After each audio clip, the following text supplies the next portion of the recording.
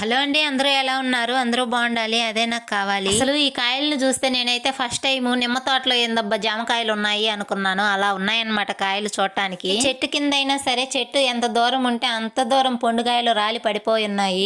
ఎంత కాయ ఉండాలో అంత కాయ కూడా బాగా ముదిరిపోయి పండిపోతున్నాయి అన్నమాట. ఇంకా పిందులు కూడా లేవు ఎక్కువగా. ఎందుకనో గానీ రైతు ఏ పని చేసినా సరే రైతు బాగుపడే పనే లేదు. ఈ నిమ్మకాయలు కూడా అంతేనండి. చెట్టు నిండా కాయలు ఉంటాయి, పండిపోతూ ఉంటాయి, కానీ రేట్ లేక అవి కోసుకోలేక ఇబ్బంది పడుతూ ఉంటాడు రైతు. సర్లబ్బా ఎలాగో రేట్ లేదు కదా అని వాటిని అలాగే వదిలేద్దాము అంటే చెట్టు దగ్గర ఆ కాయలను అలాగే వదిలేస్తే ఎక్కువగా తెగుళ్ళు అంట. అందుకని చెప్పి కనీసం కూలీలకు వచ్చినా చాలని చెప్పి కూలోళ్ళని తీసుకొచ్చి ఈ కాయలైతే కోపిస్తారండి. తర్వాత వస్తుంది కదా రేటు అంటారేమో, ఆ లోపు కాయలన్నీ అయిపోతాయంట. ఇంకా అవి కాయలే ఉండవంట, ఏదో కొంచెం కొంచెంగా పిండి ఉంటే అవి మాత్రమే కాయలు వస్తాయి. అన్నము కంచం నిండా ముందుంటుంది కానీ తినలేము, వేళ్ళు నోటి దాకా వెళ్తాయి కానీ నోట్లోకి వెళ్ళవు. అలా ఉంటుంది రైతు పరిస్థితి. చేతి డబ్బులు వేసుకొని మరీ ఈ కాయలన్నీ వేరి పక్కన బోపిస్తున్నారు. అదన్నమాట విషయం. రైతు కష్టాలు అలా ఉన్నాయి. సర్లేండి, మన రైతుల కష్టాలు ఎప్పుడు ఉండేటివే. కానీ మరి మీకు నిమ్మ తోటలు ఉన్నా లేకపోతే నిమ్మ తోటలు మీరు చూసినా వాళ్ళ పరిస్థితులు ఎలా ఉన్నాయో తప్పకుండా కామెంట్ చేయండి. Please subscribe. వీడియో నచ్చితే లైక్.